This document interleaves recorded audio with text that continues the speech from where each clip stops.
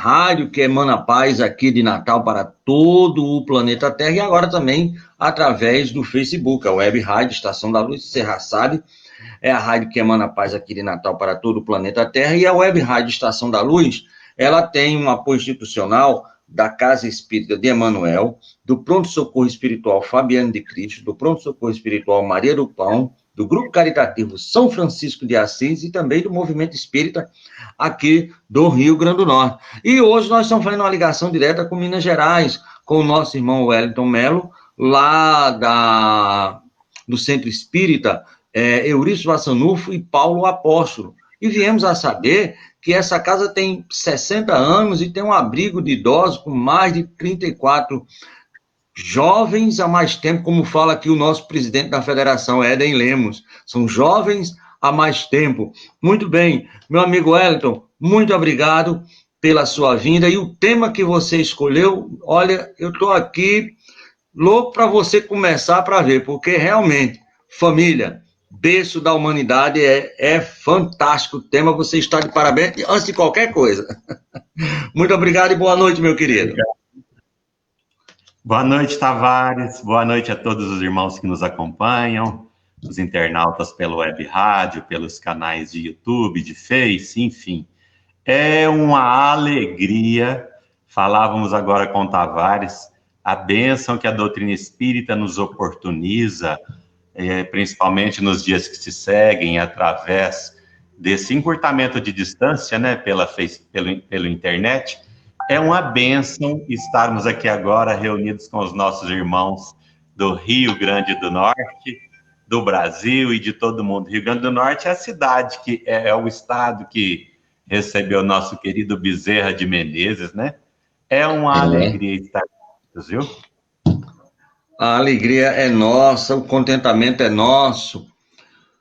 E nós somos um programa espírita ligado à rádio, a instituições espíritas, e o programa Estação da Luz é um programa espírita também, que é um programa que nos dá. Então, a gente tem que iniciar com autorização. E a autorização é através da prece. A gente vai convocá-lo para a prece, mas antes a gente queria fazer uma leitura preparatória.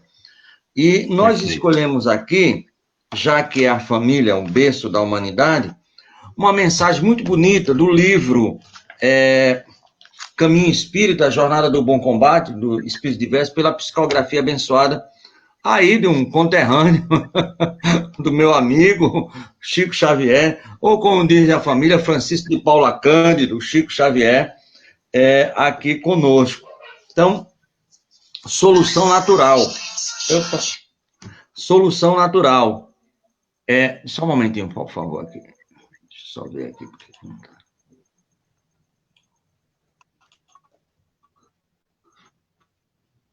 A solução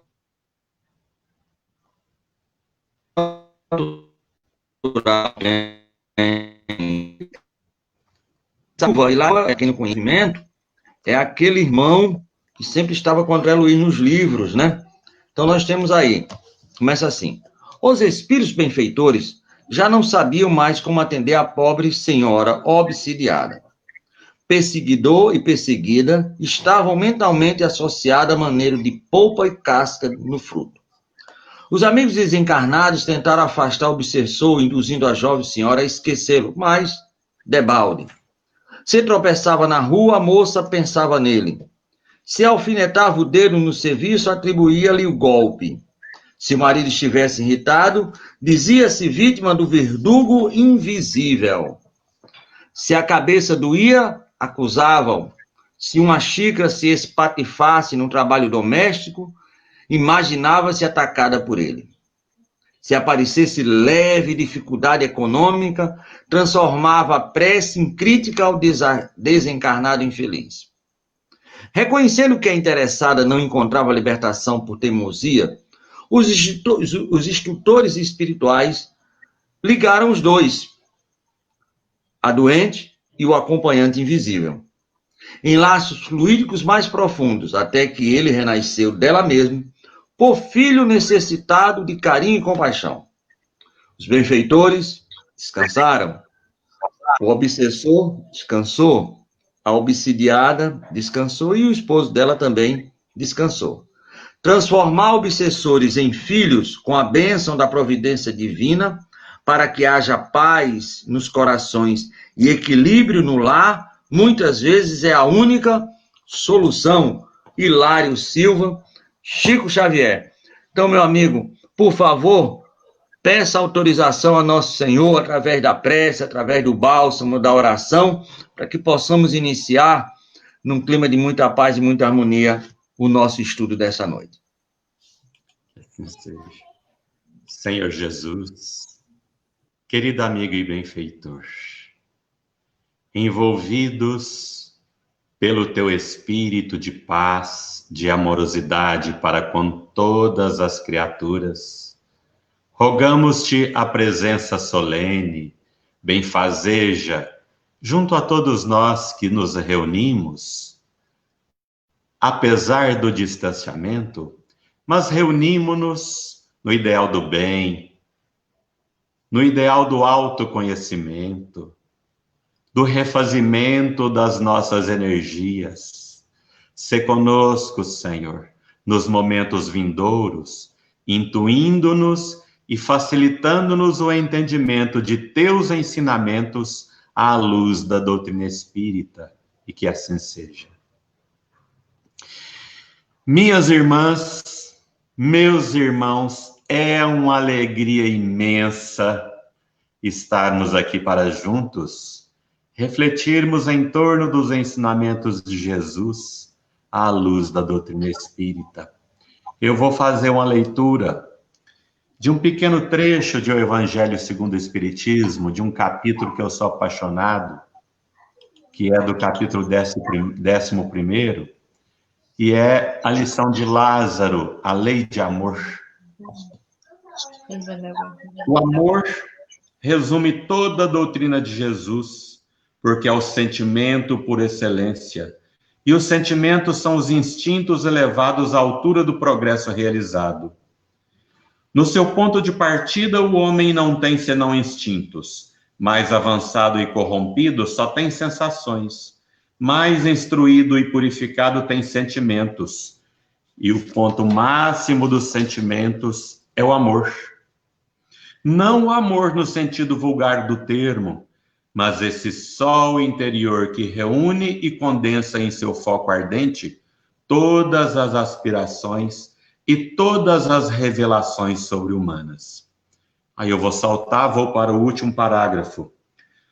O espírito deve ser cultivado como um campo, onde toda a riqueza futura depende do labor atual. E mais que os bens terrenos, ele vos conduzirá à gloriosa elevação. Será então que, compreendendo a lei de amor que une a todos os seres, nela buscareis os suaves prazeres da alma, que são o prelúdio das alegrias celestes. Eu quero aqui agradecer ao Tavares por haver nos estendido esse convite, agradecer a todos que nos acompanham, aos irmãos que nos assistem pela web Rádio Estação da Luz, a rádio que emana paz. Adorei esse slogan, viu, Tavares? Amei. Estou me sentindo envolvido por essa paz, viu, companheiro? Isso é muito bom, isso é muito bom. A paz que carrego em mim, como dizia o poeta, né? É isso. Como acaso não existe, achei interessante a leitura que o Tavares nos brindou. Que os bens terrenos, em relação à lição de Hilário Silva. E eu preparei um questionamento assim bem instigante para que a gente começasse a nossa reflexão, e ele casa-se perfeitamente com o texto que o Tavares acabou de ler. E não havíamos combinado nada, foi tudo estabelecido agora, assim, enfim. O Espiritismo nos ensina que nós devemos repudiar o crime, mas abraçar o malfeitor, o criminoso. E eu perguntaria a quem nos acompanha, a quem nos ouve agora, você abriria as portas do seu lar para que um malfeitor, um criminoso confesso, lhe visitasse? E mais ainda, você permitiria que esse mesmo criminoso, esse mesmo malfeitor, que pudesse, no ato de invigilância, ter tirado a vida de alguém, prejudicado a seres que você muito ama, você permitiria que ele convivesse no seu lar com você, indefinidamente, junto ao seu cônjuge, junto aos seus filhos? Você permitiria? Você abriria as portas do seu lar para tal criatura? Pois lhe digo que a reencarnação escancara as portas do seu lar para essas criaturas. E lhe digo mais, que se a reencarnação abre as portas do lar, o esquecimento abre-lhes a do seu coração, para que eles venham conviver conosco, com você.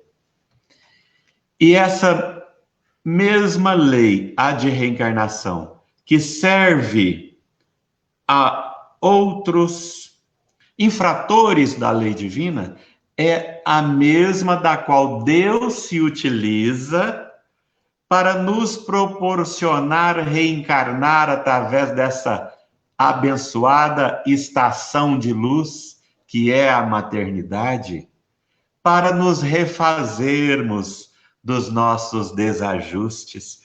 É ela que serve aos outros e é ela que também que serve a você, a mim, a todos nós. E vamos compreender, porque isso não parece numa avaliação imediatista, impensada, parece até um pouco inconsequente ou insensato, mas a nossa proposta é entendermos bem essa narrativa que foi lida, essa narrativa do Hilário, e essa que nós trouxemos. Pois bem, se a gente for procurar na internet, nós vamos achar lá a mensagem do garoto João Hélio, da cidade do Rio de Janeiro. Eu fico muito à vontade para comentar aqui essa história, apesar de não ter a autorização dos pais, mas é uma história pública, tanto que está publicada na internet, e os pais de João Hélio também estiveram presentes no programa da nossa querida Ana Maria Braga, e lá fizeram todo um relato e um registro da história que eu vou resumir aqui para quem nos acompanha. Em fevereiro do ano de 2007, João Hélio contava 5 anos de idade. Residente no Rio de Janeiro, e a sua mãe, ela, uma outra pessoa e o seu casal de filhos, irmã de João Hélio e o João Hélio, ambos viajando no banco traseiro, enquanto as duas integrantes, a mãe e outra pessoa, ocupavam o banco dianteiro. Foram surpreendidos por um assaltante. Então, todos saíram do carro, com exceção do garoto João Hélio, que ficou preso ao cinto de segurança. E por mais que a mãe, todos os ocupantes do carro, os transeuntes tivessem gritado, nada adiantou. Os assaltantes aceleraram ao máximo o veículo e o garoto foi sendo arrastado pelas ruas cariocas. Cerca de uns 15 quilômetros, a reportagem nos informa. Até que mais adiante eles pararam. Mas o garotinho João Hélio desencarnara dessa forma, uma morte muito, muito tensa, muito triste, que comoveu o Brasil inteiro naquela ocasião. Mais adiante, vem uma mensagem aos pais, mais ou menos assim: nasci na Gália, fui governante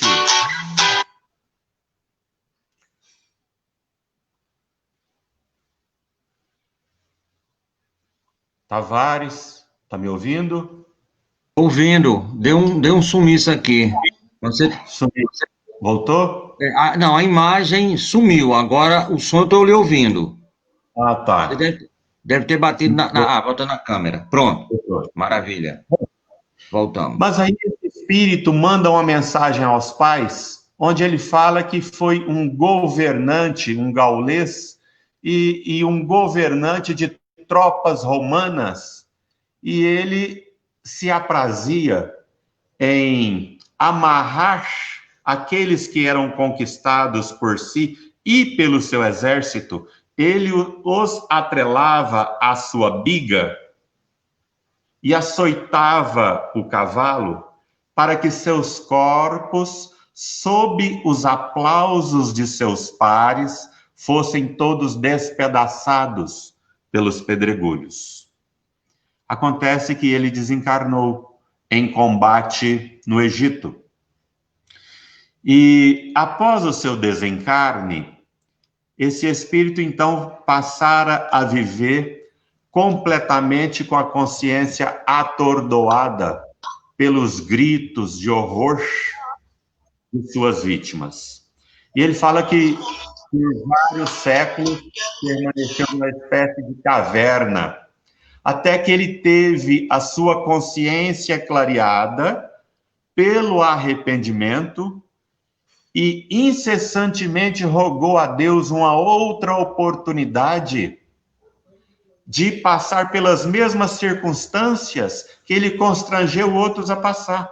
Então, ele saiu à procura de pais que se dispusessem a recebê-lo como filho, e ele queria desencarnar numa circunstância similar àquela que ele proporcionou a tantos. Levou 300 anos essa busca dele, segundo ele relata na carta, até que ele encontrou um casal que se dispôs a recebê-lo como filho, porque isso não é tarefa para qualquer um.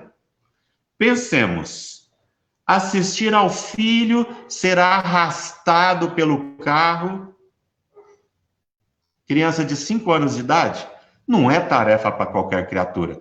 Não é à toa que o Evangelho segundo o Espiritismo traz aquela anotação: a dor é bênção que Deus confia a seus eleitos. Mas esse espírito, olha que relato importante. Ele fala assim, que esse casal que se dispusera a recebê-lo como filho, foram outrora vitimados por ele. Olha só, tá lá. Basta procurarem, vão encontrar esta carta na íntegra. Esse casal que aceitou receber o garoto João Hélio para que ele pudesse desencarnar daquela forma, foram vitimados por ele no passado. E é isso que nós vamos entender. É castigo? Não. Nada. Pois que expiação, em doutrina espírita, tem um único propósito, que é reabilitação e redenção. Esse é o propósito. Essa é a proposta de toda a lei. E nós somos regidos por essas leis que o Espiritismo nos apresenta sob o nome de leis morais.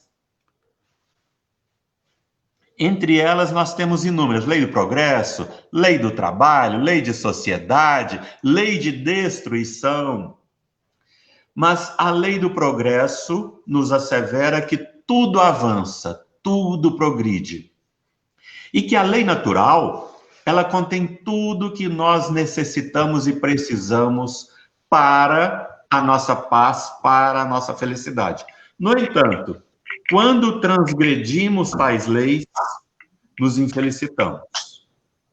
E Emmanuel, no livro O Consolador, ele nos traz uma informação importantíssima, que a maioria de nós, criaturas reencarnadas no planeta Terra, encontramos-nos em lutas expiatórias.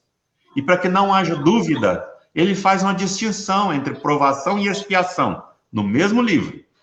Provação é a luta que ensina o discípulo rebelde e preguiçoso o caminho da sua redenção moral, enquanto expiação é a pena imposta ao malfeitor que cometer um crime.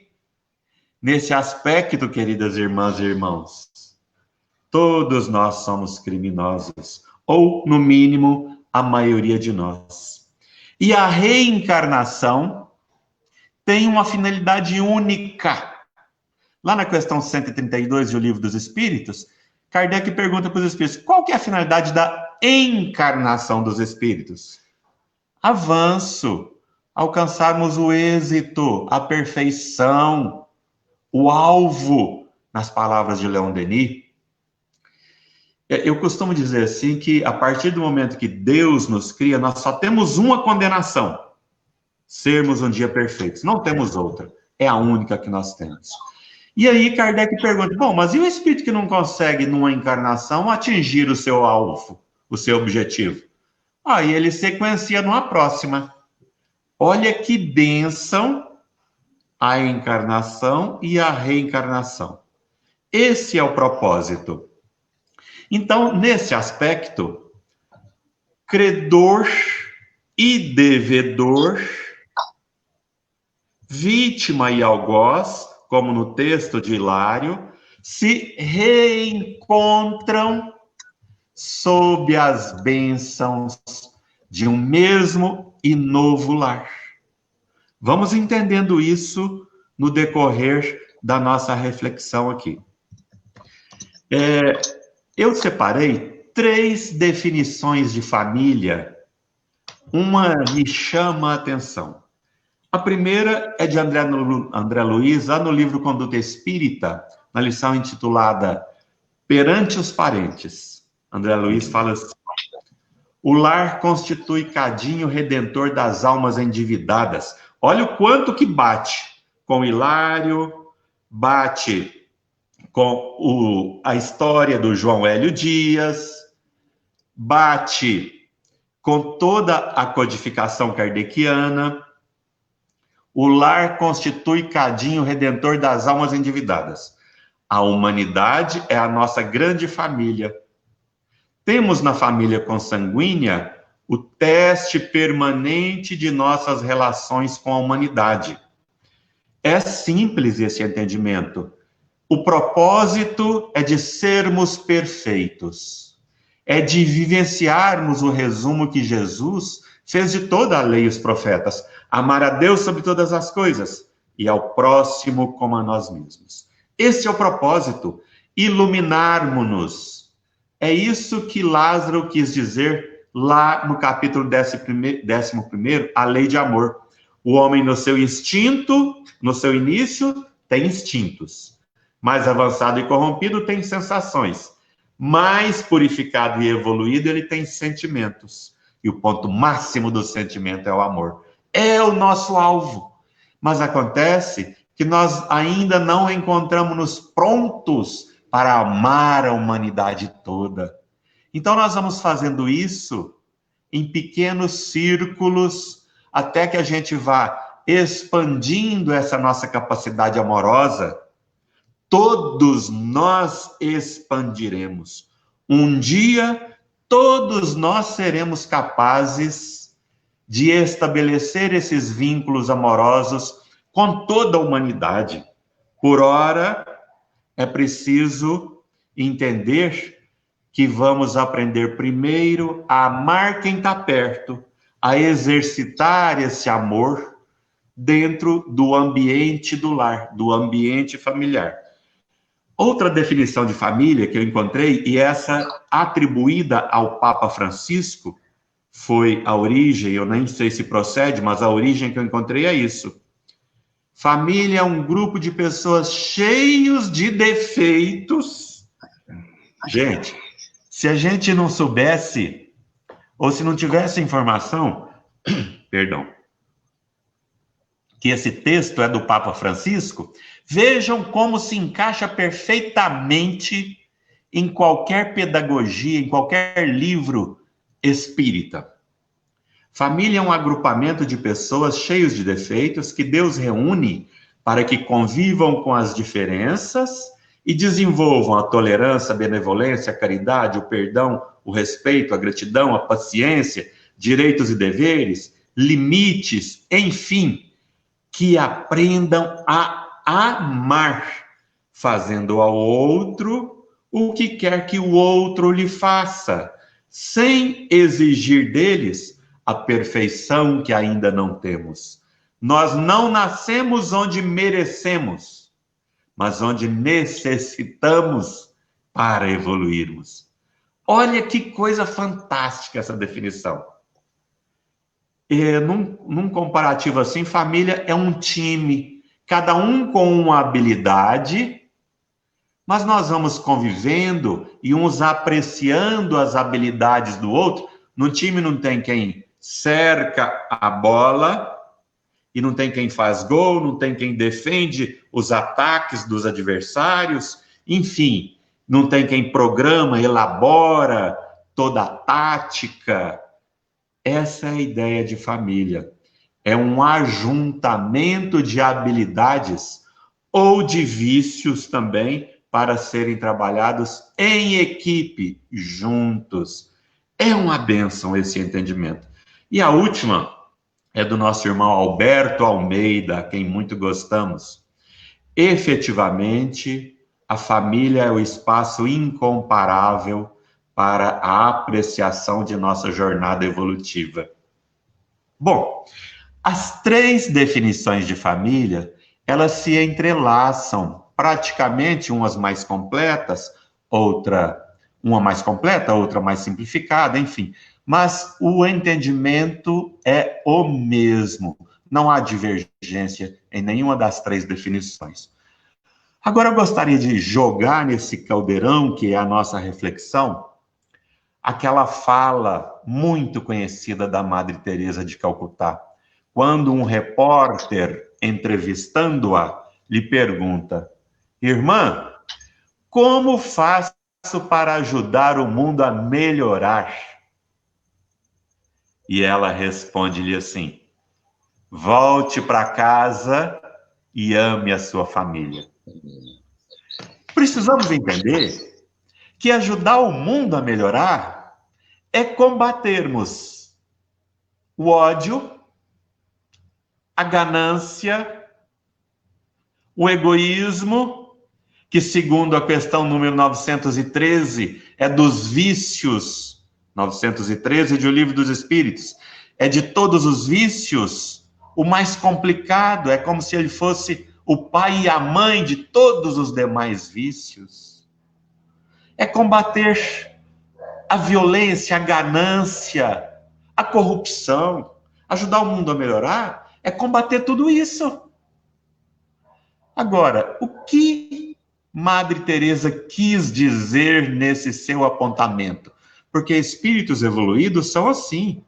Eles nos lançam esses textos, mas é preciso subtrair o espírito da letra para que o entendimento se faça.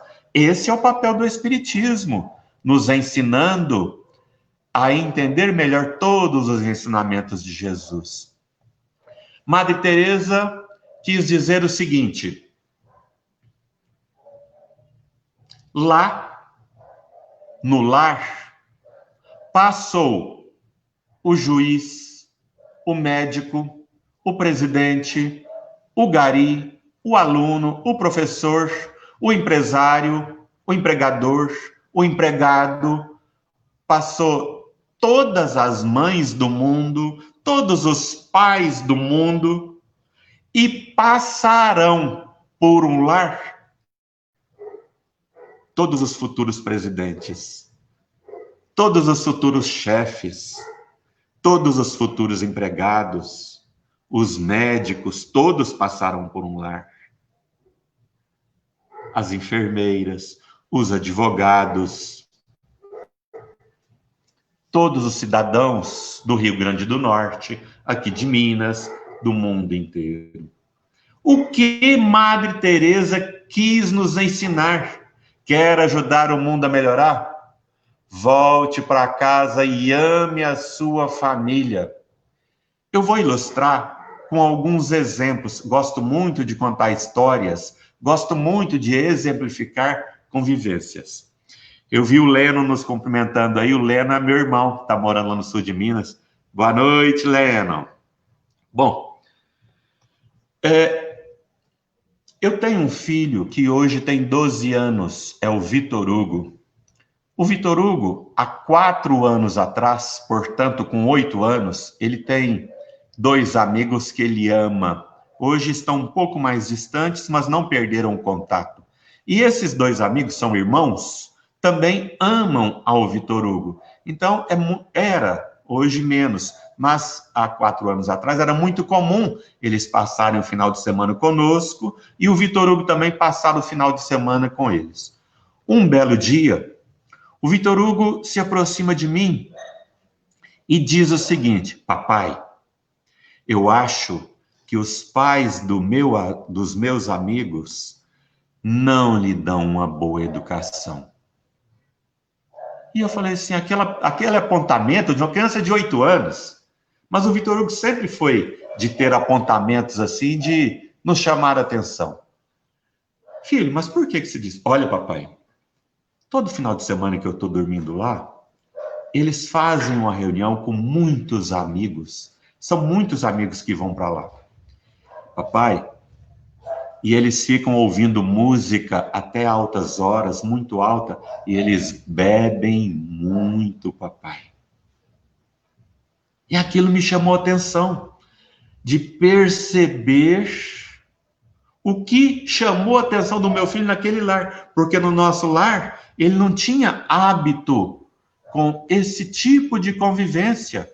Mas lá na casa dos amigos, isso lhe chamou a atenção, porque certamente ele percebia excessos cometidos por ocasião do álcool demasiado. O álcool já produz excessos. Em demasia, então, e eu me lembro aqui de um amigo, que ele é psicólogo forense, ele me fez uma colocação um tempo atrás, super interessante. Ele falou assim, Wellington, a psicologia fez uma pesquisa onde mais de 95% dos jovens delinquentes têm histórico de lar desajustado. Olha que interessante. Mais de 95% dos jovens delinquentes têm histórico de lar desajustado. Estão entendendo o que Madre Teresa quis nos dizer? Volte para casa e ame a sua família. E o que Lázaro falou? O espírito deve ser cultivado qual um campo onde toda colheita futura depende do labor de hoje. É isso que nós precisamos de entender. Essa é a finalidade do lar. O que ocorre, minhas irmãs e meus irmãos, é que nós nos preparamos, estudamos para muitas coisas na nossa vida. E a fundamental é a família. Família é a base da sociedade. Mas para a família ainda nos preparamos muito pouco. Muitos poucos de nós se enveredam por aprender as atribuições que a paternidade, que a maternidade vão lhe exigir. E material pedagógico para isso nós temos muito. Demais. Aliás, se a gente observar, nós temos uma cultura, eu diria assim, muito lúdica ainda, onde a nossa moça, ok, Tavares, recebi o recado, onde a nossa filha cresce ouvindo assim, ah, minha filha, você é muito linda, quando crescer, vai ficar uma princesa, e vai encontrar o seu príncipe encantado, e ele vai chegar num cavalo branco, e vocês vão se casar. E a moça cresce ouvindo aquilo. Se casam. De repente o príncipe sai do casamento e fica só o cavalo na relação. Mas o jovem também, o nosso rapaz, também cresce. Ô, meu filho, você é um menino exemplar. você vai crescer e vai ficar lindo, e Deus vai te enviar uma santa como esposa. E ele começa a criar aquele estereótipo, né? Uma santa no seu lar. De repente se casa, encontrou a sua santa. A santa vai embora do relacionamento e fica só a anta. É um ditado que nós temos aqui na nossa região. Irmãs e irmãos, a doutrina espírita nos mostra que a vida é uma bênção, mas precisa de ser entendida. Mundo feliz não é aqui nem agora. Aqui é mundo de enfrentamento. E família tem um papel fundamental de reformular o caráter dos espíritos que chegam, de redirecionar. E aí a gente fala assim, mas não tem cartilha para criar filho? Tem. Tem cartilha para criar filho. O Evangelho de nosso Senhor Jesus Cristo.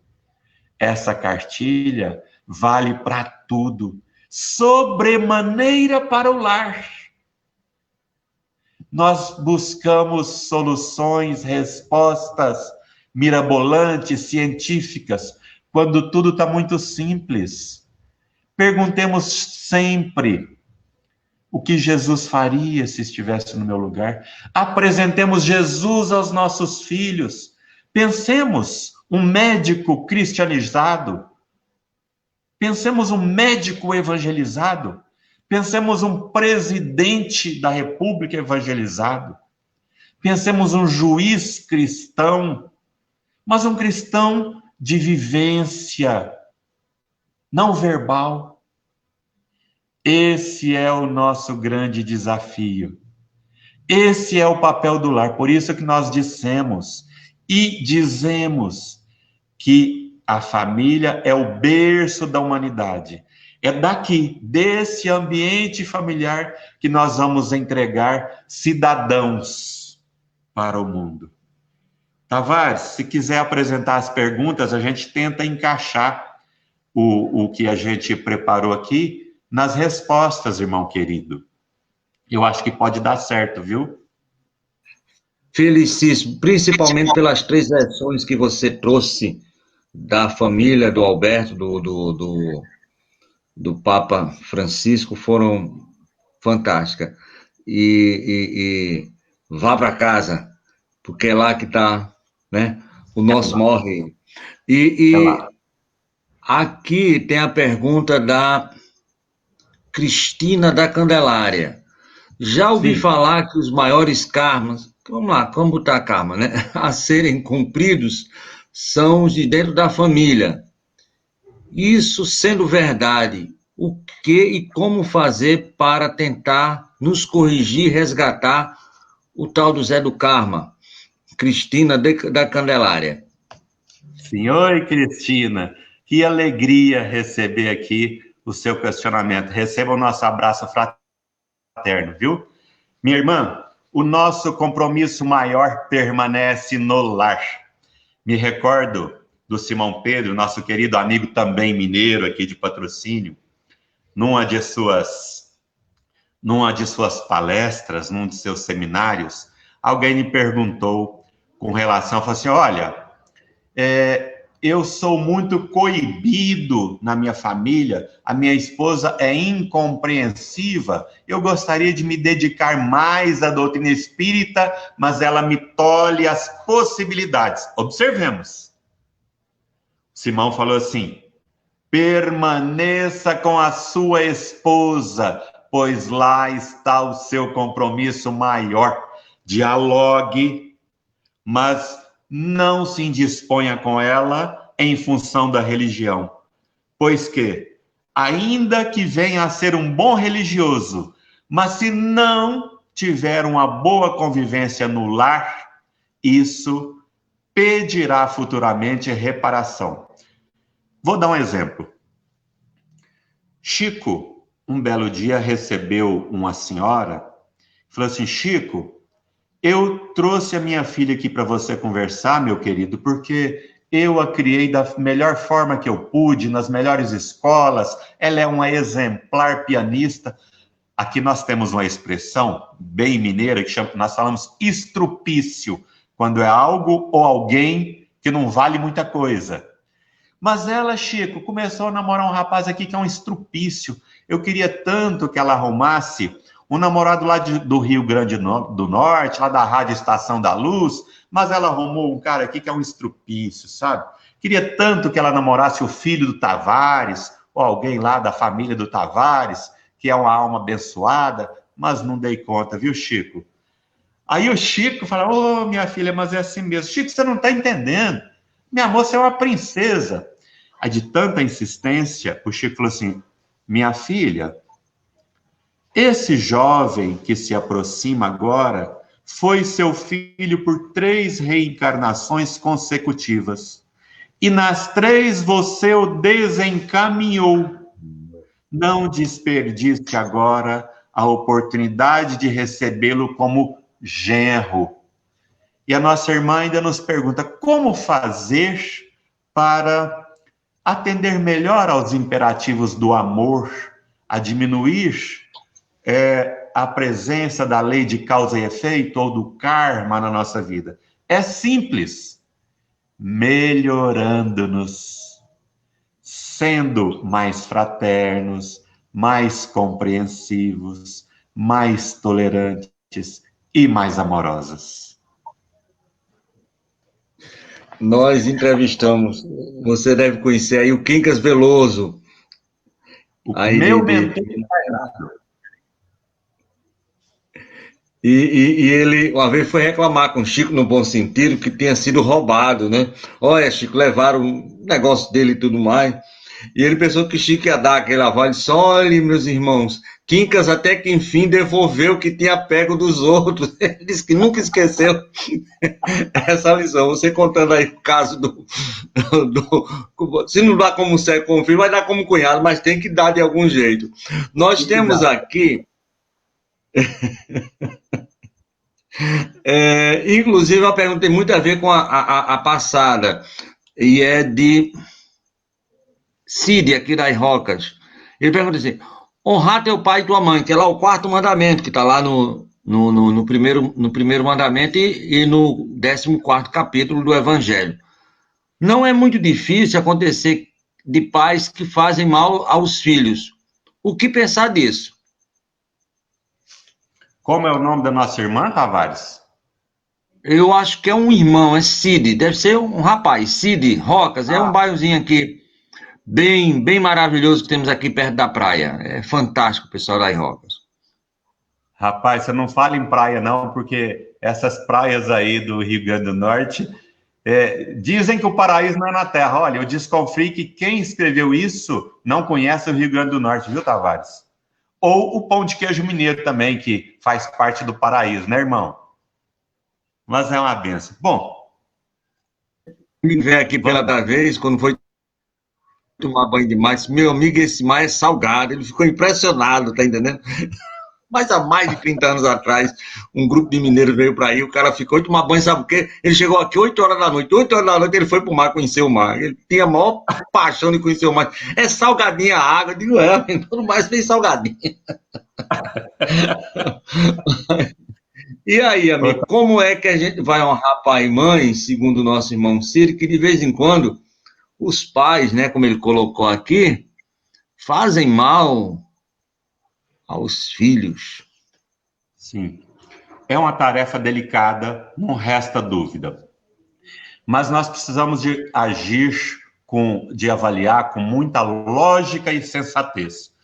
Se nós recebemos essa recomendação por intermédio de espíritos benfeitores, se Jesus reforça tais ensinamentos, é porque é possível.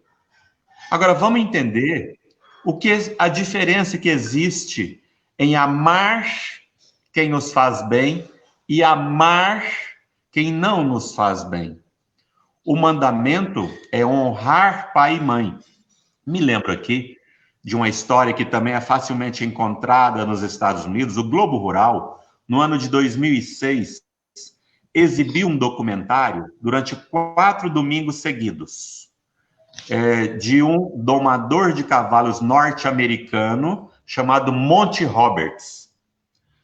Ô Cid, observa essa história que eu nunca esqueci. Ele, aos 4 anos de idade, fora levado pela primeira vez a um hospital, desacordado nos braços do pai, com marcas de corrente pelo corpo.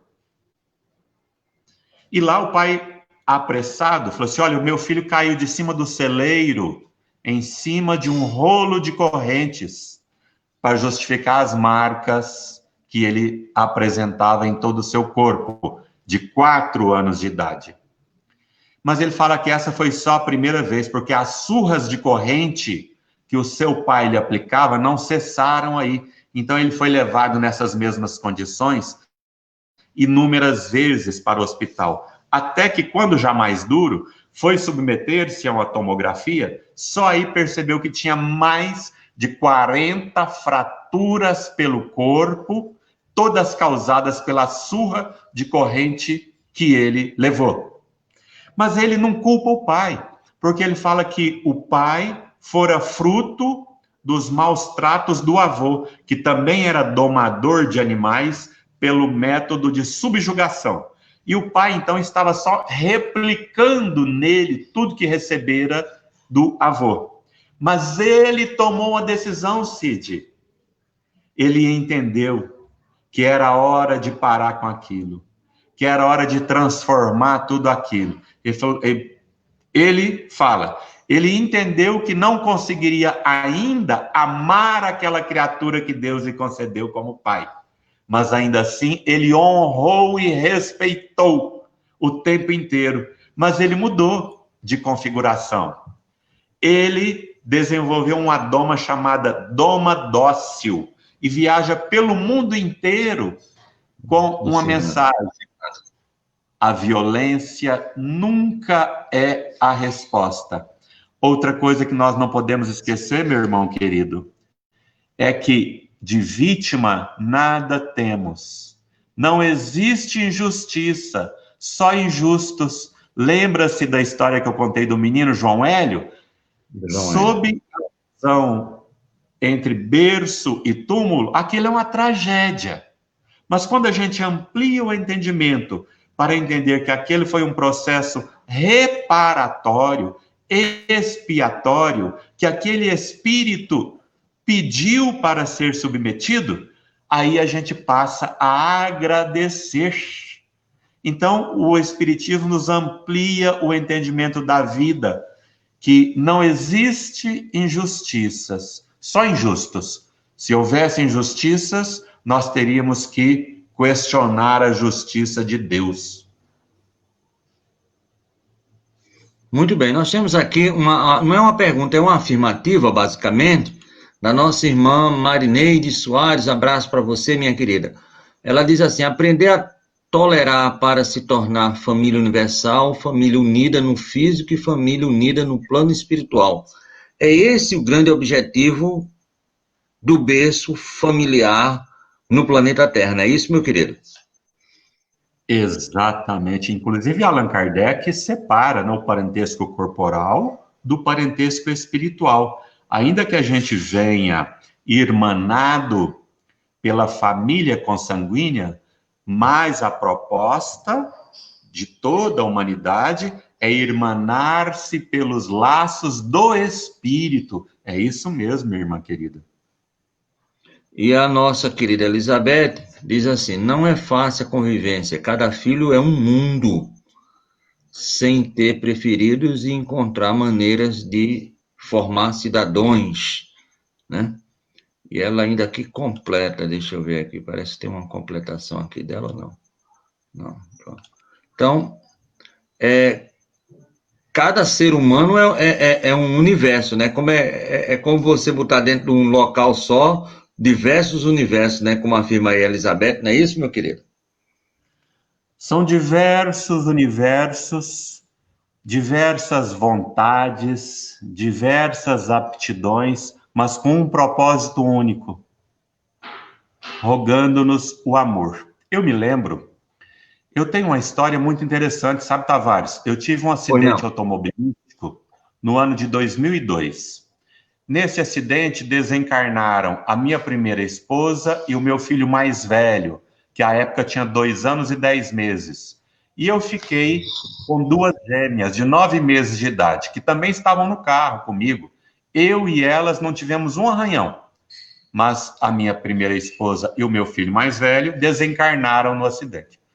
Me casei novamente quando as meninas estavam com 3 anos de idade. E uma das minhas filhas, que está aqui comigo agora, estão todos aqui comigo, uma das minhas filhas, a Lívia, quando ela tinha por volta dos seus 5, 6 anos de idade, aproximadamente, ela apegou-se a mim de uma tal forma, onde todos os lugares que eu ia, ela queria estar junto, tudo que eu fosse fazer, ela queria estar junto, só servia ficar próxima de mim.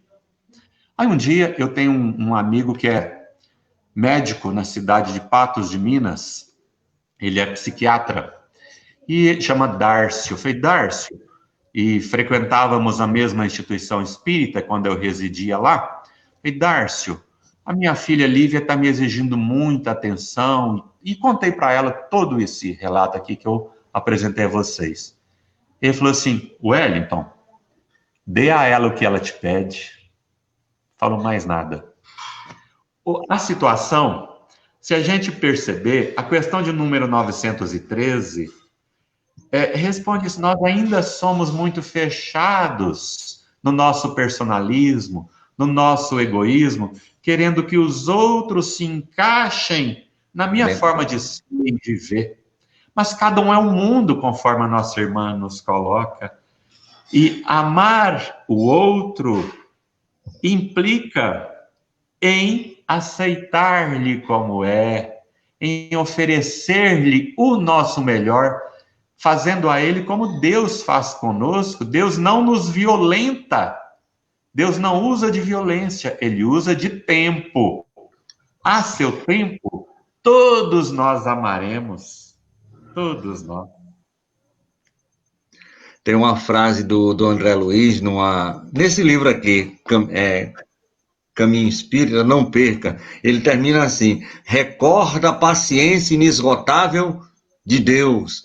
Né? Então, isso nos dá um alento muito grande. Nós temos uma pergunta que foi colocada aqui pela Web Rádio, no WhatsApp, mas como ela tem mais de 200 caracteres, nós tivemos que colocar aqui no Facebook. Do Soares de Macaíba, que é onde ele mora, né? Aqui na cidade de Macaíba, que é a cidadezinha de Alta de Souza, né? Nossa querida Alta de Souza. A família é a base fundamental sobre a qual se ergue o imenso edifício da sociedade.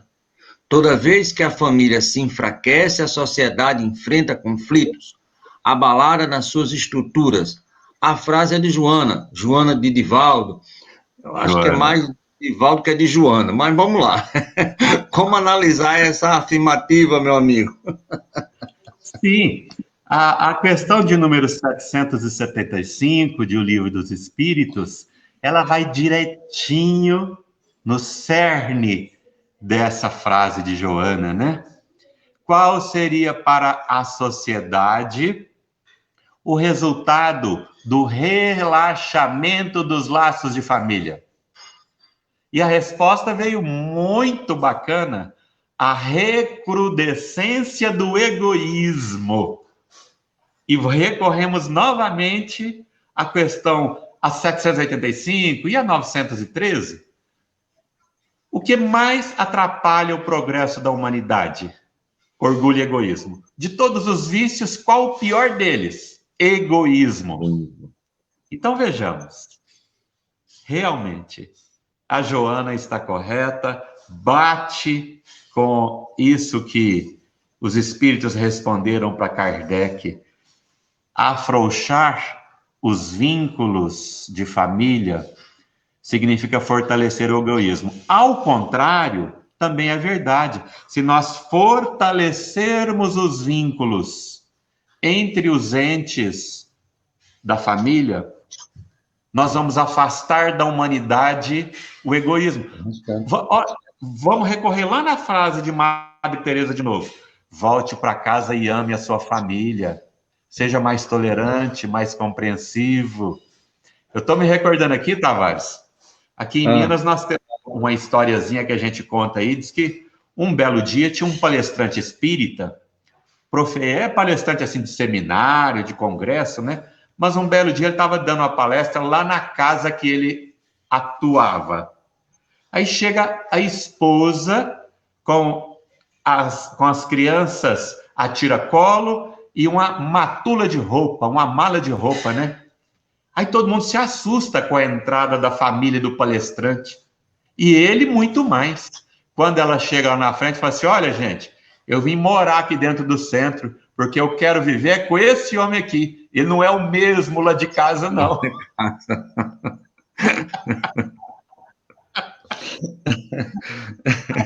Eu temo que isso aí seja, como diz um amigo meu, um estrupício de todos nós. Mas, meu amigo, que aqui no Nordeste também temos essa coisa de estrupício, sabe? Também que é a mesma definição que tem em Minas, né? Acaba sendo um estrupício que me botaram no meio do caminho. Mas você falou da questão 775, e tem aqui o Edoim, isso, de Nova Natal. Explica a relação entre a questão 696 e a 775. A 775, como você bem falou, é o relaxamento. Tavares, sua voz sumiu. Dos laços de família. Sim. Tá me ouvindo? Agora sim. Pronto. Aqui de Edoim, de Nova Natal. Ele pede para você fazer uma relação entre a 775 e a 696. Eu acho que a 696 é com relação a casamento, é alguma coisa com casamento. Deixa eu ver, quem não pode decorar de tudo? Claro. Não, 775. 696. Qual seria o efeito da abolição do casamento sobre a sociedade humana?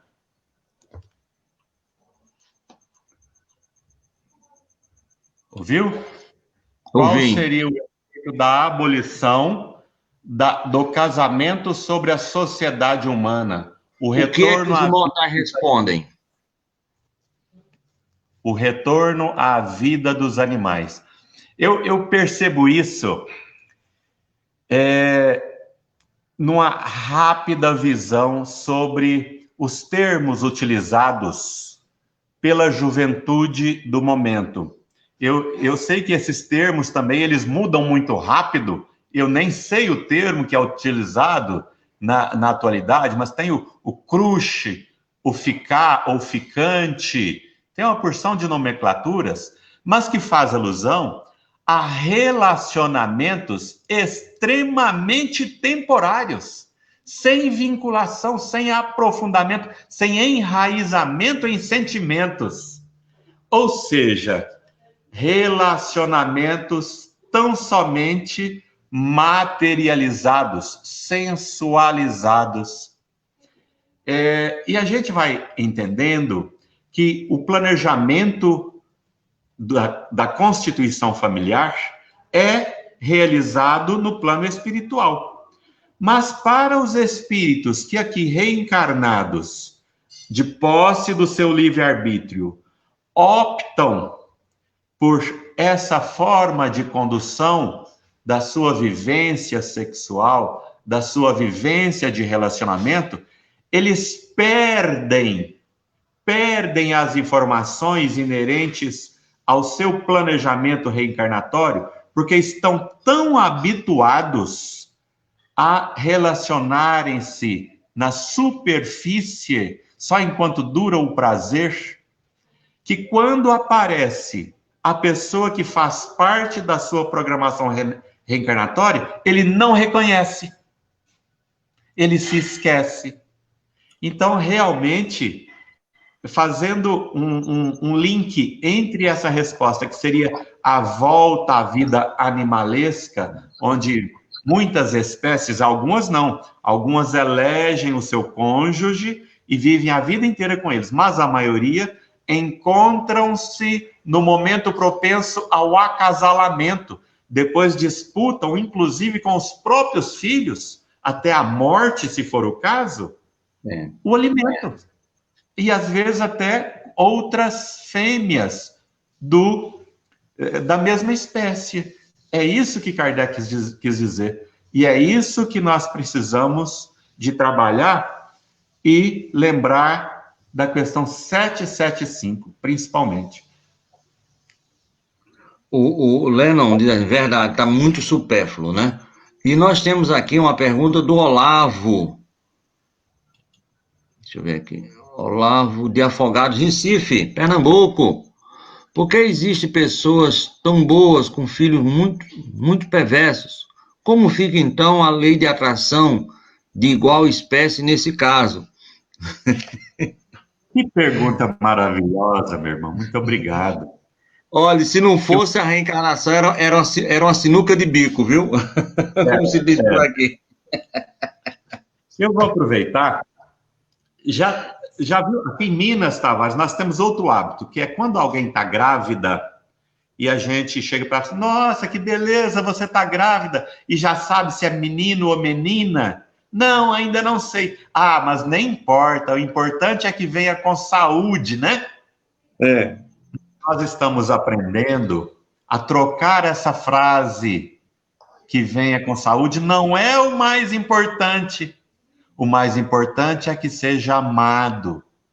Eu me lembro aqui daquele livro, Ivone, a Médium Iluminada, onde existe um relato de uma senhora que procurou Ivone para agradecer-lhe o livro Memórias de um Suicida e falar assim, graças à leitura que eu fiz dessa obra, eu fiz uma prece e pedi a Jesus que me permitisse receber no meu lar o espírito que fora ex-suicida. Eu não estava preocupada como ele traria o seu corpo físico. A minha preocupação era de auxiliá-lo a recompor-se.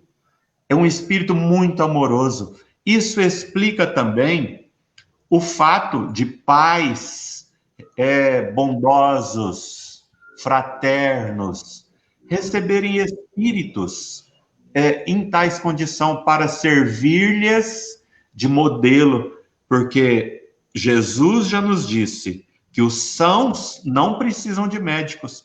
E para ilustrar esse caso, eu tenho um amigo que é o Júlio Carvalho, médium de psicografia, e nós temos um vínculo bem estreito, e um dia conversando com o Júlio, ele falou assim, Wellington, aconteceu algo que me chamou a atenção. Ele tem um mentor espiritual dele, chama-se Frederico. Olha, Wellington, eu fui procurado por uma moça, por uma mulher, que tem 2 filhos, mas tem uma dificuldade grande com esses 2 filhos. E o marido é completamente indiferente a ela.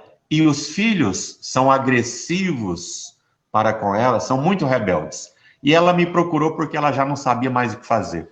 Aí o Frederico, que é muito incomum o espírito superior fazer isso, e o Frederico nunca tinha feito, segundo o Júlio me relatou, por isso que chamou-lhe a atenção. O Frederico se aproximou e contou a história dela, essa senhora chama-se Joaninha, contou a história da Joaninha e falou assim, agora você conta para ela.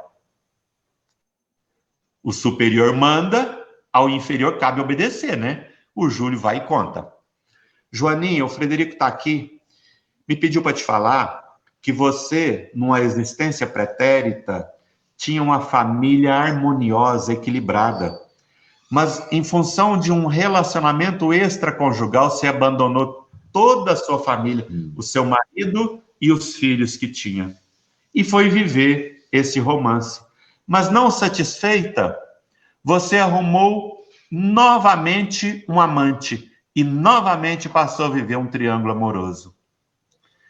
Acontece que a esposa do seu segundo amante descobriu o relacionamento e te pressionou de uma tal forma que você, não suportando, atirou-se do alto de uma cachoeira. Desencarnaram, então, pelo suicídio. Você agora, Joaninha, tem no seu lar, como marido, o seu primeiro amante. Como filho, o segundo amante é a esposa dele. A reencarnação, que é uma bênção nas nossas vidas, queridas irmãs e irmãos, nos explica que não há injustiça e que todos nós encontramos-nos mergulhados no amor de Deus, ainda que não saibamos ou compreendamos, mas estamos todos mergulhados no amor de Deus, que nos oferece a família que precisamos para o nosso avanço. No momento certo. E no momento certo, já dizia um amigo meu. Júnior, volta a perguntar aqui. Júnior de Nova Parnamirim. Pode um obsessor entrar em uma família e destruí-la toda, com vícios, brigas, até o final? Eu não sei se ele fala aqui de um obsessor, no contexto obsessor desencarnado, né? Que tem, pode, ou um obsessor mesmo a nível de encarnado, que também tem. Mas pode ocorrer isso, que alguém de fora possa vir destruir essa família com os vícios, com briga, com todas essas possibilidades que podem destruir uma família, querido? É o Júnior de Nova Parnamirim. Oi, Júnior. Boa noite, meu irmão querido. Júnior, a resposta é sim. Nós vamos entender esse sim. Sim. Segunda questão, de número 459, os espíritos influenciam tanto em nossos pensamentos e atos que praticamente são eles que nos dirigem. É a resposta dos benfeitores. Agora, lá no livro, Nos Bastidores da Mediunidade, pelo médium Emanuel Cristiano, do Espírito Nora, nós vamos ler lá uma lição chamada A Mediunidade a Serviço do Mal Feito. Ocorre que uma senhora chamada Berta foi trabalhar na casa de um casal, não tinha filhos, mas muito materialistas, e ela apaixonou-se pelo patrão. Então, ela encomendou, é uma conversa que iria requerer um pouco mais de tempo, mas ela começou a fazer trabalhos em prol da morte da sua patroa, para que ela então pudesse permanecer como senhora Souto, porque o casal chamava-se Família Souto.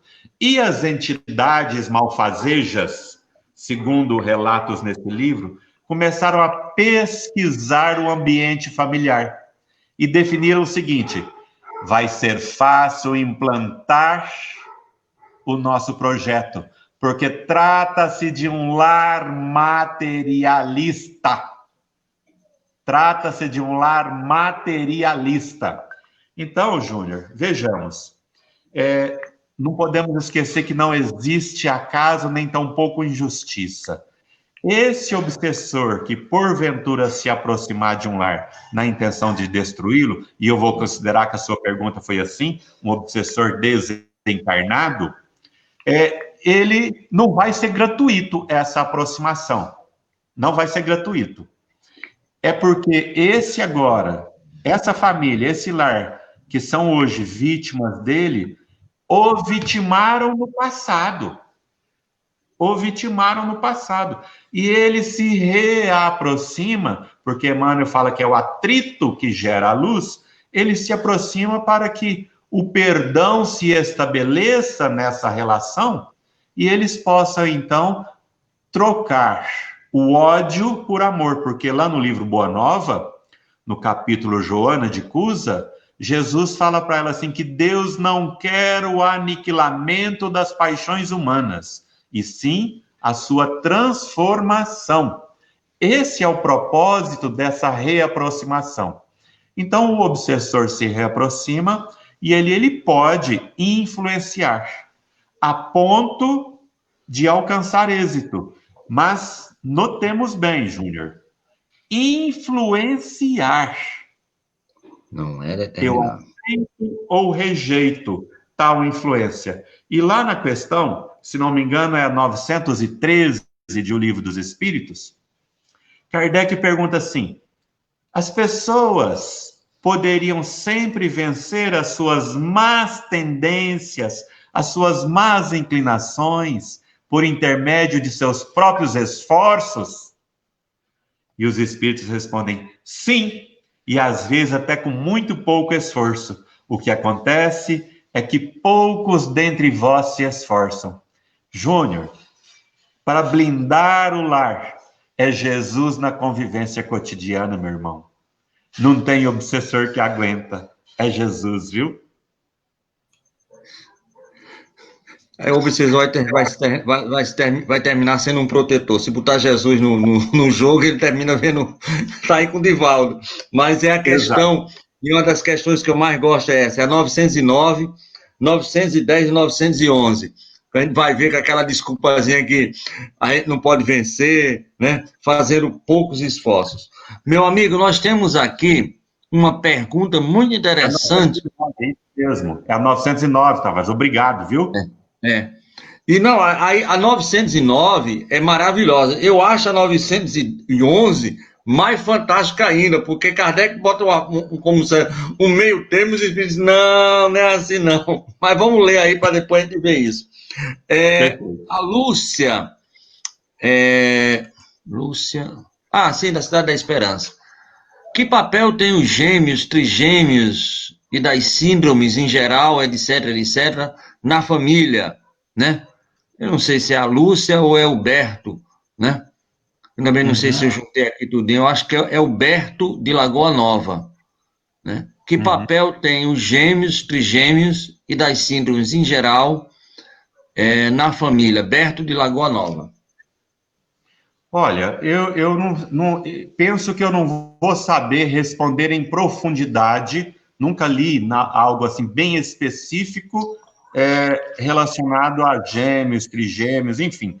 Mas dá para a gente pegar e fazer deduções dos textos que a gente já teve a oportunidade de ler. O lar permanece com a sua finalidade intrínseca, seja qual estrutura ele tiver, que é reconduzir as almas para o bem, para a fraternidade, para o amor, que é ressignificar o sentido da vida para todos os espíritos que pertencentes a esse ambiente. Essa é a proposta. Agora, espíritos que vêm com deformidades, espíritos que vêm na condição de gemelares, eu penso que tudo existe um propósito, ainda que nós desconheçamos. Por exemplo, eu tenho filhas gêmeas e creio que a história é a seguinte, porque a minha ex-esposa, ela teve uma gestação, depois ela teve uma segunda gestação frustrada e ela teve uma terceira gestação onde vieram as duas meninas juntas. Penso que esses 3 espíritos faziam parte do nosso compromisso reencarnatório e como aquela segunda não logrou êxito, aí vieram juntas, porque o desencarne da minha primeira esposa se aproximava, então precisavam de vir juntas. Eu penso que tudo obedece ao minucioso planejamento do alto, e ainda que não compreendamos, se a gente sempre tiver a certeza que Deus opera toda essa programação, nós vamos ver que não tem acaso e que tudo é uma bênção na nossa vida. É uma bênção maravilhosa. Eu não sei qual foi a ideia da pergunta do Berto, mas eu tenho um casal de gêmeos, uma menina está com 27 anos, e foi uma bênção, porque a partir dele eu comecei a me aprumar na vida. Olhe, nunca mais me desaprumei até hoje, graças a Deus. Então, eles foram uma bênção, assim, fantástica e maravilhosa. E tem um tio meu que nasceu aqui em Macaíba, depois foi para a Alemanha, e ele diz assim, Deus não joga dados, né? É tio Albert Einstein. Mas vamos aqui para a pergunta final. Eu deixei, porque essa foi uma das primeiras que chegaram, mas eu quis deixar para o final, me perdoe. Deixa eu ver aqui quem é. É Alain de Pipa. Achei muito interessante essa pergunta dele, chegou logo aqui no início. Qual a idade ideal dos nossos filhos conhecerem o Espiritismo? Ah, essa é fácil. No ventre. No ventre. Tinha certeza absoluta que você ia responder isso. No ventre. Como? Conversando com ele, porque a fecundação do óvulo com o espermatozoide já implica numa presença espiritual vinculada de forma mais acentuada naquele lar. Porque o planejamento deu-se antes, mas a união do espermatozoide com o óvulo já implica na efetivação do processo reencarnatório. Então, o espírito já está ali. Então, é ótimo ler o Evangelho, fazer o culto do Evangelho no lar. Eu tenho uma amiga que, se ele me ouvir falando culto do Evangelho, ele me desencarna. Ou estudo do Evangelho, como queiram, conversas edificantes, músicas, mas esse é o momento. A partir da fecundação, já é hora de ministrarmos doses de amor. E outra coisa que eu citei lá atrás, que eu acho importantíssimo nós trazermos para a convivência do lar, e eu fiz isso com as minhas filhas. Olha, gente, vocês vão vir para cá, aqui é um mundo de desafios, não é um mundo de facilidades. Aqui é um mundo de aprendizado. Aqui ainda não é o paraíso, mas mesmo assim vale a pena tudo que existe aqui. Nós não somos os pais perfeitos, mas vamos te amar no limite da nossa capacidade. Nós vamos unir as nossas forças. Vem logo para cá que nós estamos ansiosos por te receber como filho. E aí vai. Muito bem. O Lennon, Lennon de Mello, ele mandou dizer assim: verdade, tudo coopera para o bem daqueles que amam a Deus. Até o que parece injusto, na realidade, é bênção, né? Então, nosso irmão Lennon fazendo esse belíssimo comentário. E aqui também, fechando a Marineide, eu acho que é com relação à pergunta anterior, da questão dos gêmeos, dos trigêmeos, acho que a pessoa perguntou em relação à herança genética, né? Uhum. Pode ter sido também, né, meu amigo? Claro que pode. No entanto, ainda que naturalmente, essa é a palavra que eu buscava. A genética não se foge a ela no processo reencarnatório. Mas a gênese do processo genético continua sendo a espiritual, sem sombra de dúvida. É a espiritual.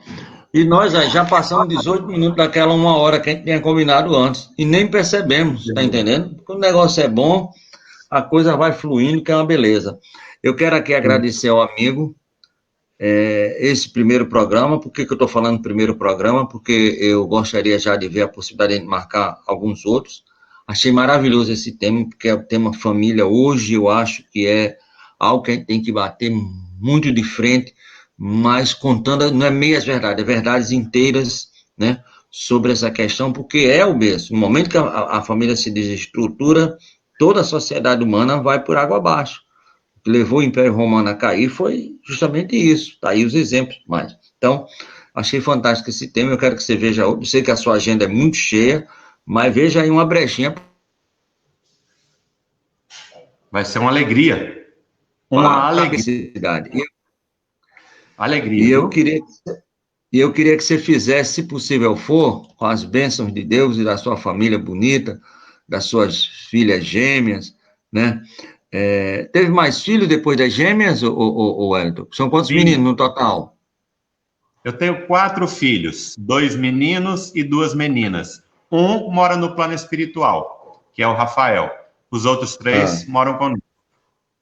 Maravilha. Então, façam a prece pensando nesses 4 cavaleiros maravilhosos que vieram para florir o seu jardim de amor dentro da sua casa. Minhas irmãs e meus irmãos, o momento nos envolve de tanta emoção pela gratidão. Gratidão pela vida, gratidão pela doutrina espírita. Sobremaneira, gratidão pelo amor de Deus que nos envolve e nos impulsiona a todos. Gratidão pelo amor de Jesus que nos cuida à maneira de um dileto irmão mais velho e sábio do que nós. Senhor Jesus, na noite que invade todos os lares do planeta Terra, trazendo-nos insegurança, tristezas a muitos corações.